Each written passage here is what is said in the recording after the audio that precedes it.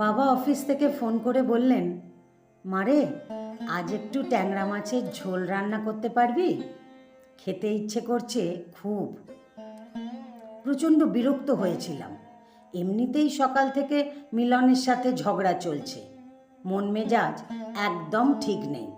তার উপর আবার এই রান্নাবান্নার উটকো ঝামেলা। মা তো মরে গিয়ে বেঁচে গেছেন, আমাকে রেখে গেছেন রাত দিন 24 ঘন্টা বাবার ফরমাস শোনার জন্য। যাই হোক, অনিচ্ছা সত্ত্বেও রান্নাঘরে গেলাম ট্যাংরা মাছের ঝোল রান্না করতে। রান্না করতে করতেই মিলনকে এক নাগাড়ে ফোনে ট্রাই করে যাচ্ছিলাম, না ফোন ধরছে না। ছেলেটা আজকাল খুব অদ্ভুত আচরণ করছে, কথায় কথায় ভুল ধরে, অযথা সন্দেহ করে, আর পান থেকে চুন খসলেই বিশ্রীভাবে গালিগালাজ শুরু করে দেয়। আজকে আবার ব্রেকআপের ভয় দেখাচ্ছে, কিন্তু এ তো অসম্ভব।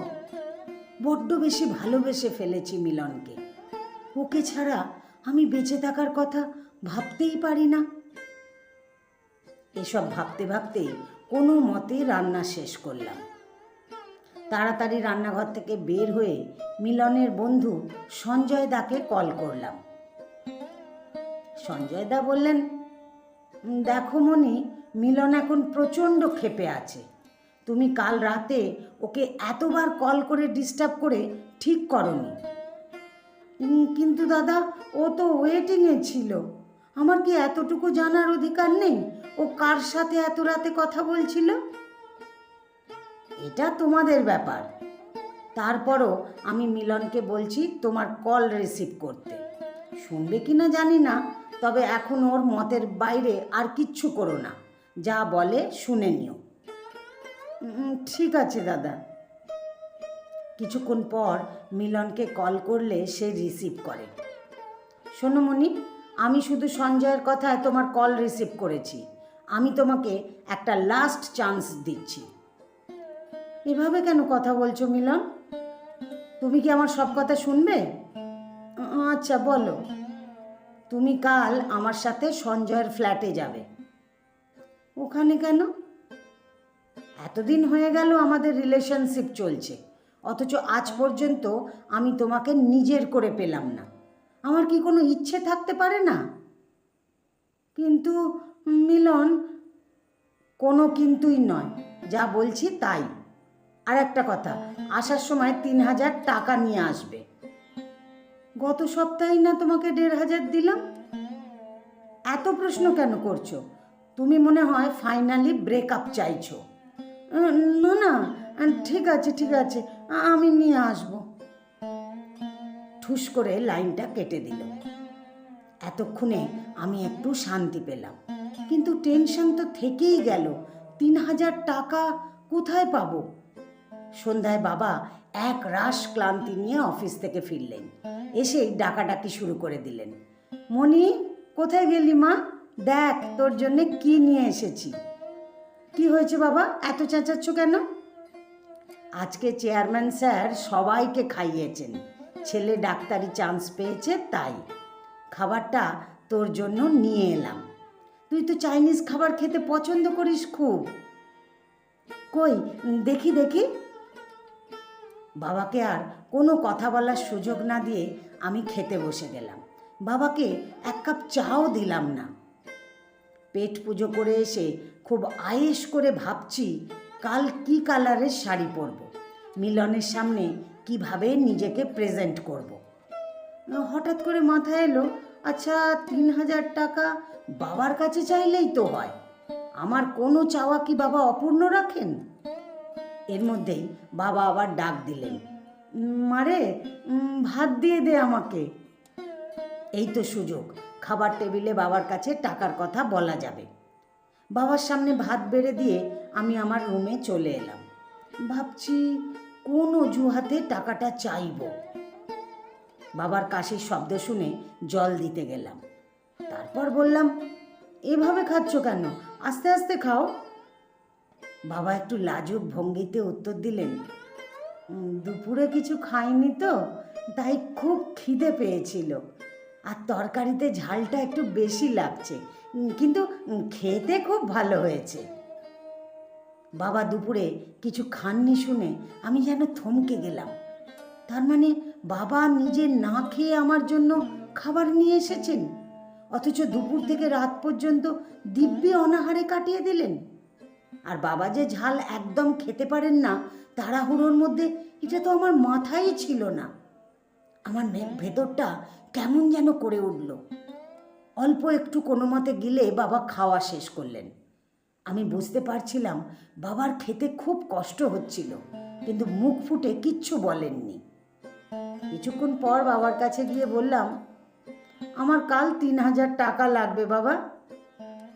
বাবার মুখটা নিমেষেই চুপসে গেল। বুঝতে পারছিলাম বাবার হাতে এখন কোনো বাড়তি টাকা পয়সা নেই, থাকবেই বা কী করে। আজ মাসের 25 তারিখ। কিন্তু বাবা আমাকে কিচ্ছু বুঝতে না দিয়ে বলে দিলেন, ঠিক আছে, সকালে নিয়ে নিস। আর কোনো প্রশ্ন করেনি বাবা।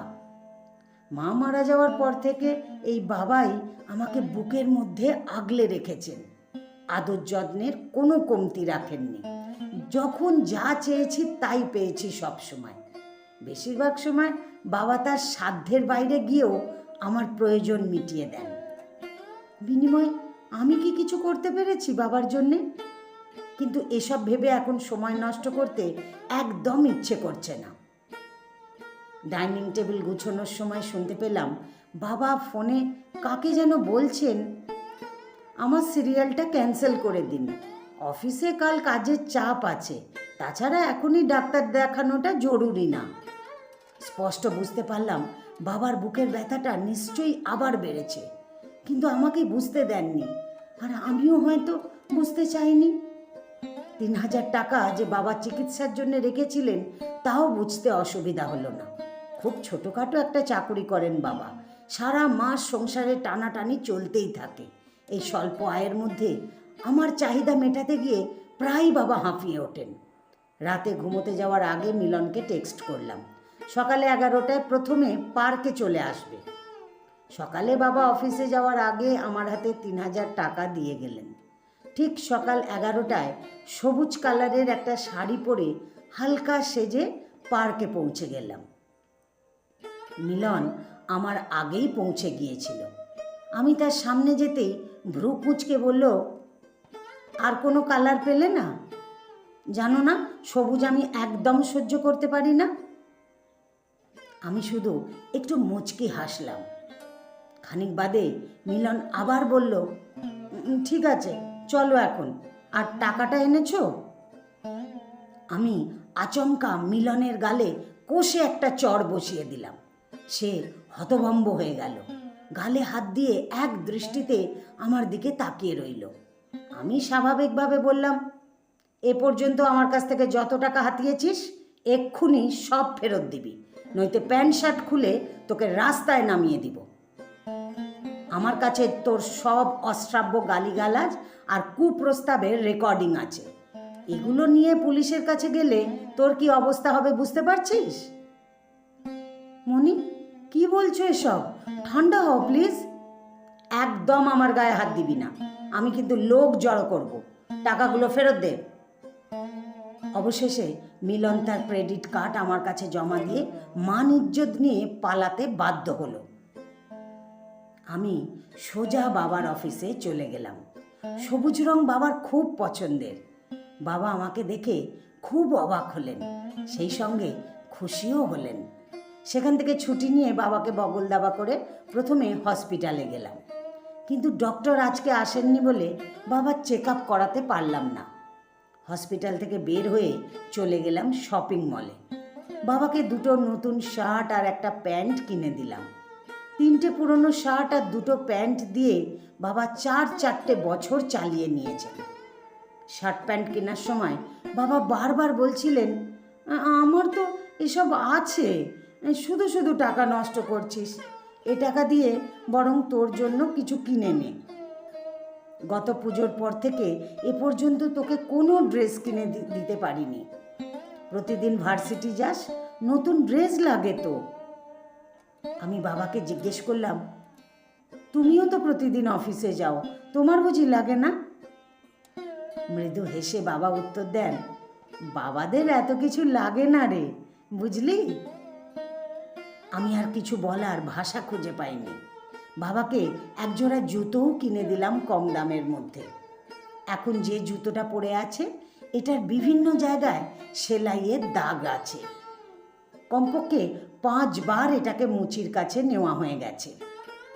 আমার কাছে কিছু জমানো টাকা ছিল, মিলনের জন্মদিনে উপহার দেব বলে জমিয়েছিলাম। এই টাকা দিয়ে বাবাকে রেস্টুরেন্টে চাইনিজ খাওয়ালাম। রেস্টুরেন্টে বসে বাবা আমাকে খাইয়ে দিলেন। বাচ্চাদের মতো বাবা আনন্দে ছটফট করছিলেন। বাবাকে এত খুশি হতে আগে কখনো দেখিনি আমি। বাবা হয়তো কোনো দিন ভাবতে পারেননি আমি আমার গোটা একটা দিন বাবাকে কখনো দিতে পারবো।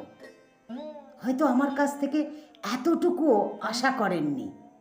অথচ তিনি কিন্তু তার সারাটা জীবন আমার নামে উৎসর্গ করে দিয়েছেন। ডিনার সেরে রিক্সা করে বাড়ি ফেরার সময় বাপ মেয়ে আইসক্রিম খেলাম। আজকের দিনটা ছিল আমার বাবা বিলাসের দিন। ভালোবাসা ভালোবাসা করে আমরা প্রতিনিয়ত ভুল দরজায় কড়া নেড়ে যাই। ভালোবাসার ঘাটতি মেটাতে গিয়ে মরীচিকার পেছনে ছুটে মরি। সঠিক সময়ের আগে মিথ্যে সম্পর্কে জড়িয়ে পড়ি। কিন্তু বাবা মার ভালোবাসাটা সত্যিকার অর্থে উপলব্ধি করতে পারলে আমাদের ভালোবাসার এত হাহাকার থাকতো না। প্রকৃত ভালোবাসার স্বাদ লুকিয়ে থাকে মায়ের আঁচলের তলায় আর বাবার স্নেহমাখা শাসনে। আমরা কেন বাবা মার ত্যাগের কথা ভুলে যাই? আমাদের বিলাসবহুল জীবন দিতে গিয়ে তারা নিজেদের অনেক প্রয়োজন নির্দ্বিধায় এড়িয়ে যান। এতে তাদের এতটুকুও আক্ষেপ বা আফসোস থাকে না। অথচ আমরা তাদের পর্যাপ্ত সময়টুকু দিতেও কত কুণ্ঠাবোধ করি। সেদিনের পর থেকে আর কোনো মিলনকে আমি আমার জীবনে জায়গা দিইনি। যদি আবারও বাবার পছন্দের ট্যাংরা মাছের ঝোলে ঝাল বেশি দিয়ে বাবার তৃপ্তির ব্যাঘাত ঘটিয়ে ফেলি। রচনাটি সংগৃহীত। আমার গল্পটি যদি ভালো লাগে তাহলে একটা লাইক দিয়ে আপনাদের মতামত কমেন্ট বক্সে জানাতে ভুলবেন না। ভিউয়ার্স চয়েস অনুযায়ী আমার বেশ কিছু সেরা গল্পের ভিডিও লিংক এই ভিডিওর ডেসক্রিপশন বক্সে দেওয়া আছে, চাইলে শুনে নিতে পারেন। আর এমন নতুন নতুন গল্প শুনতে আমাকে ফেসবুক থেকে যারা শুনছেন ফলো করে দেবেন, আর যারা ইউটিউব থেকে শুনছেন আমার ইউটিউব চ্যানেলটিকে সাবস্ক্রাইব করে আমার সাথেই থাকবেন। ধন্যবাদ আপনাদের সবাইকে এতক্ষণ আমার সাথে থাকার জন্য।